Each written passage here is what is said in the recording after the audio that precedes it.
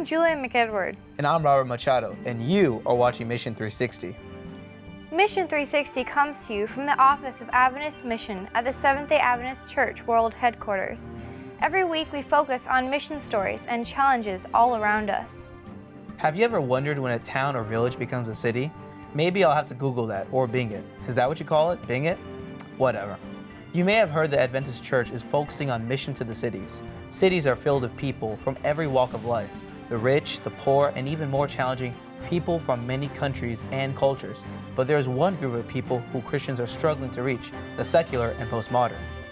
If you don't know who they are, you're watching the right program, because Gary Kraus will be talking with Anne-Mai Mueller from Denmark and Kleber Gonsalves, Director of the Global Mission Secular and Postmodern Study Center. Glad you could join us for today's program. And this is a big challenge we're facing.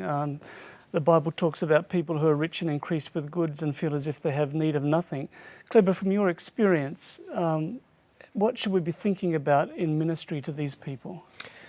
When we talk about ministry within an urban context, one of the key words, Gary, is option. We need to give them options. They're looking for different options. So as church, we need to look for different opportunities to build bridges in which we can really touch their lives in relevant ways, in ways in which they will be willing to know more about us and especially about God. But Anne-Mai, you know, like in Western Europe, it seems most people aren't interested in Christianity. Is that the story? I think so. But there are things they are interested in, and we have to find them. For instance, they are interested in relationships with authentic Christians. They are interested in finding peace in their lives. They're struggling to find meaning. And they're struggling to get a picture of who God is. And I think that is a way that we can actually reach those people and help them with those questions. Kleber, have we been guilty of providing answers when people aren't asking those questions? Well, sometimes. Sometimes we're just looking for ways in which we think are important and relevant to them, not looking inside their experiences, what can really be important and meaningful to their lives.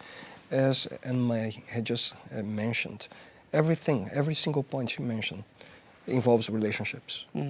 So they are looking for a different meaning in their lives, but it has to be through us. So we need to understand how important is our involvement in this type of work. Well, the problem is that, as you say, it requires involvement and that requires time. How do we motivate church members to make that sort of commitment? Well, one of the main points is to lead them to understand what mission is all about. We've been called to fulfill something that doesn't belong to us. It is God's dream to us through the church. So when we really understand what is mission, what it means to be a disciple of Jesus Christ, we need to be willing to be motivated, to be involved with this type of work. No. I think it's important to remember that our members are also postmodernists. And they are looking also for meaningful ways to witness. Not the same ways that we've always done, not maybe the same way as you're witnessing, but I'm looking for a meaningful way to minister to other people and to help other people, to tell them about Jesus. But I'm looking for it and doing it in a way that I feel comfortable with and in a way that I can identify with. That's why it's so important for us to understand different context. Because where I am, where she is, we find different opportunities. So the gift of reading where you are and seeing beyond what we normally have seen is so crucial in order to be meaningful in this type of mission. And I think traditionally we have given too few opportunities for our church members. So if they're not preaching an evangelistic series or giving a Bible study, then they're not ministering. But there must be a whole range of ways that they can be involved. Anne-Mai, in Copenhagen, tell us a little bit about what church members are involved in there. Well, a little under a year ago, we opened a second-hand shop in the center of Copenhagen on a very busy street. Lots of people going by every day. And we're using that as a window where people can look into the church and hopefully see a lot of happy people in there who are volunteering to help the people in need. And it's also a window for us in the church to look out into the world, to look out into our community, see what are the needs of the people walking by, how can we help them, what kind of issues are they dealing with, and how can we address those issues. So Kleber, here in Happy Hand, the church members are actually going into the community where the people are. Traditionally, we tend to be thinking about how we can attract people to us, right? Yeah. In this new context, we need to look at mission as a two-way street. It's important to understand how we can attract people, but we also need to find ways in which we can go to them, many times in their own terms, in order to create meaningful relationships. It is something so interesting, Gary, when we talk about postmoderns. It is their willingness to participate with us as volunteers. I think it's your experience in there. I've heard that you have people who don't belong to church, who want to help, who want to serve as volunteers in this type of ministries. As soon as people can see that we're doing something meaningful, they want to be part of it. And they want to do good. Yeah. And they want to help out. Yeah. Now, how did you get involved in this sort of ministry? The leader of Happy Hand called me one day and said, would you like to come and volunteer? And I don't have much time, I think. But the project was so good that I said, okay, I'll come in and help you out in the beginning. I will come Thursday afternoon and I will do it for 3 months. And it is now almost a year ago. Okay. Because I keep coming and now I'm on the on the regular staff of Happy Hand as a volunteer, because it is so meaningful to me. I get to meet so many good people, so many interesting people, so many people with needs in their lives, and I've made a lot of friends who come in the shop, and we sit down and we have a talk, and sometimes they ask me to pray with them, and they can get a hug and a hot drink, and then they are ready to face the world again. A real example of how you can create bridges with local people. You see, looking at an opportunity. People who are simply passing by a busy street in a large city, but you can create meaningful ways of touching their lives. And you were a busy woman with a lot of activities, but you have now made time for this because you see it as so important. Wonderful. Building bridges, making connections. Thank you so much for joining us today. Our pleasure. Welcome. Let's visit another church in Denmark to see how they're reaching out to unchurched people.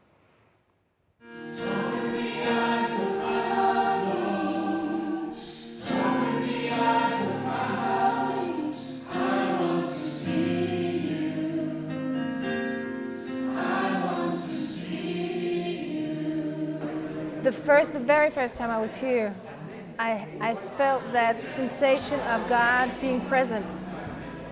And it really made me want to come back. Yeah, I mean, we've got people who have been like Adventists and brought up all their lives in the church. We've got people who are sort of the children of people who have been Adventists all their life, but those children haven't necessarily been a part of our teaching or theology so much, and for them the church hasn't been that close, but they are kind of coming into a knowledge of who God is in this church. And then you've got people who are the friends of those young people who are coming to church with them and are just unchurched. There's something special here. It's like God is here when we are here. He's also with me at other times, but it's especially here. The room is filled of the holiness, and it's like like a fellowship that is unique. And my boyfriend, he's not Christian, and he says, I am just coming with you because I love being here. I get to kind of work with a lot of people who aren't Christians and who are just kind of beginning to come to their faith. So it's exciting. This is a kind of a really good environment for those people who are coming in, and the friendships that people have with others helps to just have fresh people who are just experiencing the gospel. I want to say one more word that is special here also, that it gives me so much peace being here. It's like my mind could be troubled when I come, but at the moment I walk in the door, it's like everything is open and there's peace. peace.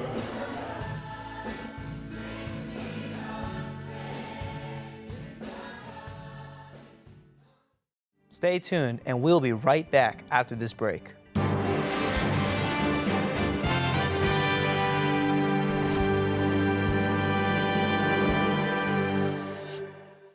Inspire your children to walk in Jesus' steps. Introduce them to young frontline missionaries who take a bold stand for the truth. Your little ones will learn from the true stories of children like them. They'll encounter real challenges and creative solutions to reaching friends for the kingdom. To receive your free copy of Mission Stories for Kids, call us today or visit our website.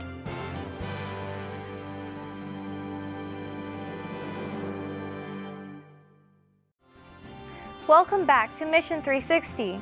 From Denmark, let's find out what's happening in another European country. Joining Kleber is our next guest, Peter Cinchala from Czech Republic. Peter and Kleber, thank you and welcome. When we look at the challenge of the growing urban areas, I've looked at your PhD thesis, Kleber, and you talk about how the urban areas are the heartland of postmodernism. What do you mean by that? Well, we see postmodernism as a growing movement that came out of urban context, especially because of the influence of academic circles. The main thinkers, they were in universities close by urban centers, so their thinking influenced the whole context in which we live right now. Okay. So the cradle of postmodernism, we can say, is the city. Okay, so when we're looking at ministry to the cities, we need to take this into account, this dominant way of thinking. How does that affect the way we think about ministry? Well, there are many important issues in which we need to focus on. And when we are talking about ways in which we can be meaningful in a postmodern context, one of them is to create trust in people. You see, to show them not only what we believe in, but who we really are. They are looking at us all the time. So it's crucial to create this connection, a trustful connection with those we are trying to reach. Peter, you've been planning a church in the Czech Republic. Have you found this to be important? Oh yes, it's almost like people have been disappointed by many things, including church. And inside they are looking for something to hold to and for someone to hold to. And so I can see in our society, which used to be very much Christian, but right now it's post-Christian or post-communist, whatever, secular. And yet they are spiritually hungry, and they go to some gurus, they go to healers, and they look for magicians. And we as Christians have to somehow compete with those guys. So when you look at the list of countries in Europe where people don't believe in God, you've got the Czech Republic right up the top. So you have a major mission field. True. But what you're saying to me is that there is no longer any trust in the institution of church, but people are still looking for spiritual answers. Yes, yes. Over the years, the hunger has actually increased because the focus on materialism and the things that the new freedom offered, it's fading away, and they are thinking that if I want to be happy, I need something more. And so they are looking for values and for meaning. And it only became apparent to me after I started to mingle with them and meet with them in our center that we established. And I start to basically walk part of the pilgrim with them to learn who they are and to win their confidence. Peter, give me an example of someone that you've been able to connect with from the community who doesn't come from a Christian background, and how they have found meaning in Jesus. There is one lady that used to run a Buddhist center called Ganesha. It's a god with elephant's head. And then she is Christian today, and she runs a Christian center. And how it happened. She used to have a Bible at home, but the Bible was just too strong message. She didn't understand, she didn't know, and so she would go for some kind of spiritual meetings where they were experiencing spirituality in the different ways. She would go to Reiki spiritual education, and she wanted to help people. Basically, that was her basic idea.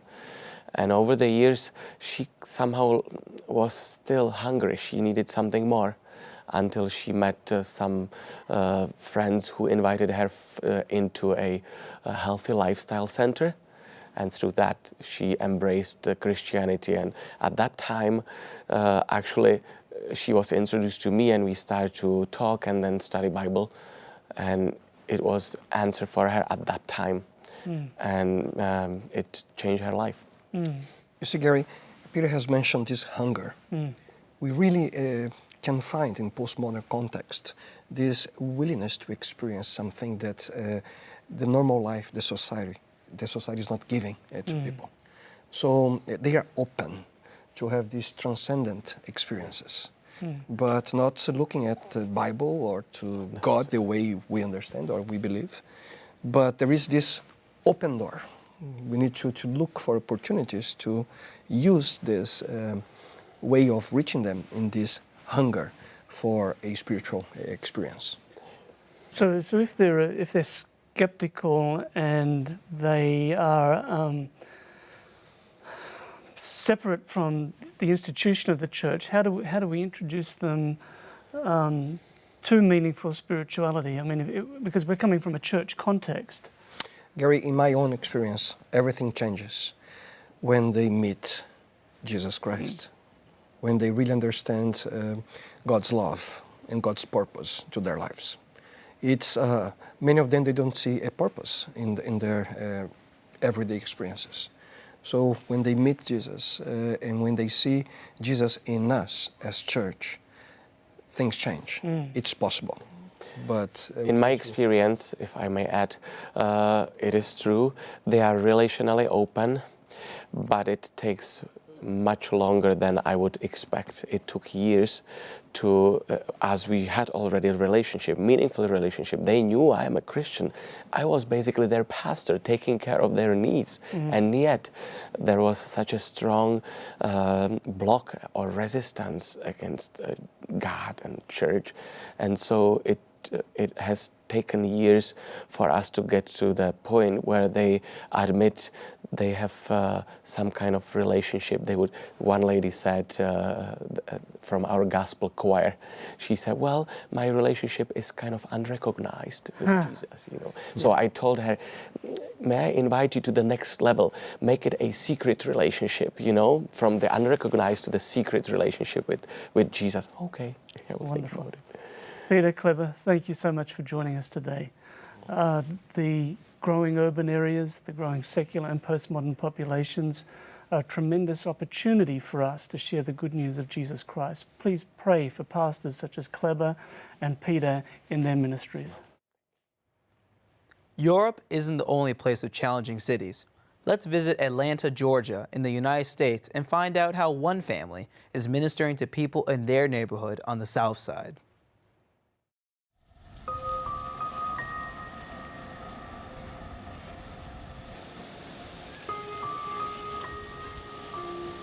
When the city of Atlanta was preparing for the 1996 Olympic Games, they looked at the unsightly tenement buildings around Centennial Park in downtown Atlanta, and they just decided they were going to knock down all those buildings, and they dislocated the urban poor, and they built new condominium developments out where land was cheap, out toward the airport near the freeway, and just brought the people in here away from their homes, their heritage, their backgrounds, and that's where they landed them, in places such as this.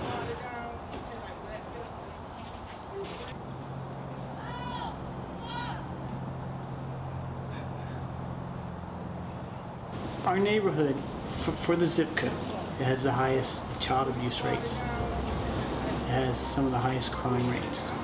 When we picked this area, we partially picked it because We actually came on some police when we were traveling around, and we said, you know, we just kind of want to know what this area is like.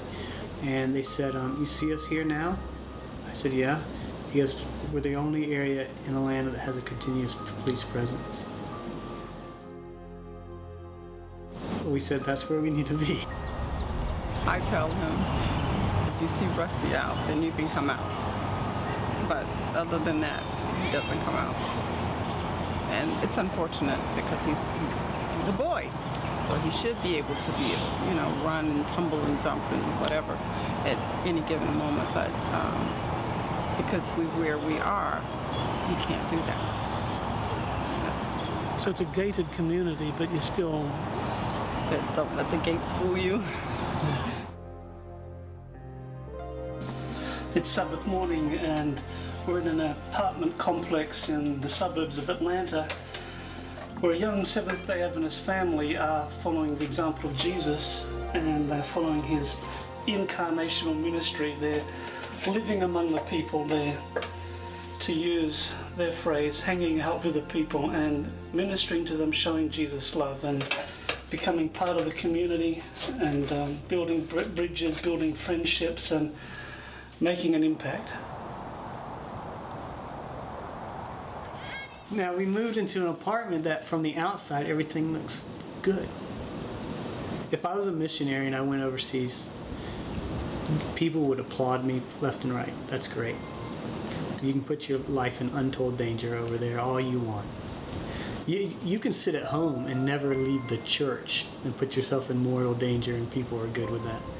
But when you start to cross the lines of race and economics and these barriers that are built up, and you just go to 15 miles south of where you used to live to the other side of the tracks, people think you're crazy and that you're putting your kid's life in danger, and that it's just stupid. If God has told me to go there, then I'm as safe than if I'd stayed in Buckhead and sat on my couch. Safer. And the myths and the fears that we had of people that looked different and were colored different than us, or didn't have whatever we thought we had, they were just that, myths. Fears. We were all taught to be, afraid of each other. And the truth of the matter is maybe 1% of the people that are in areas like this are out for bad. The rest are just like us. They just are trying to figure it out.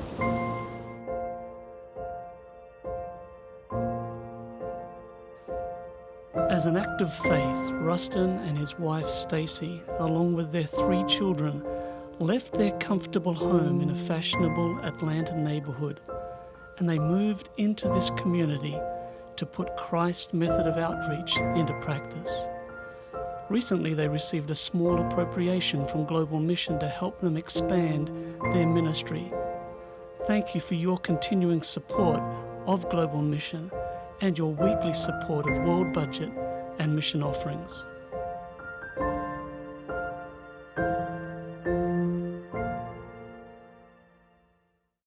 I hope you have been inspired by this video. Maybe you can use some of these ideas to build relationships in your community. Meet people's needs. That's what Jesus did. Mission 360 will be back after a short break.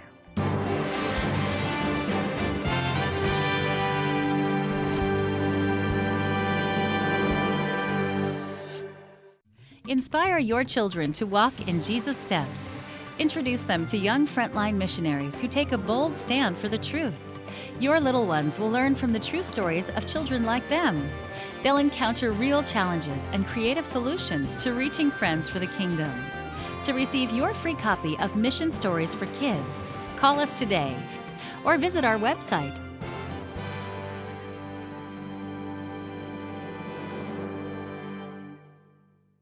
I hope you have enjoyed our visit to the City Mission Field today and that you learned something new from the stories you've heard. There's so much need in our world. People are looking for hope, they're looking for truth, they're looking for healing. They're looking for someone who will love them just like Jesus. So we hope the ideas that we've shared today will help inspire you to see mission in a holistic, up-close and personal way. So take time to be a blessing in someone's life. We also ask you to pray for the hundreds of missionaries who have left the comfort of their home to touch people's lives for Christ. If you want to learn more about mission, and more specifically Adventist mission, visit adventistmission.org. There's a world of information on that website.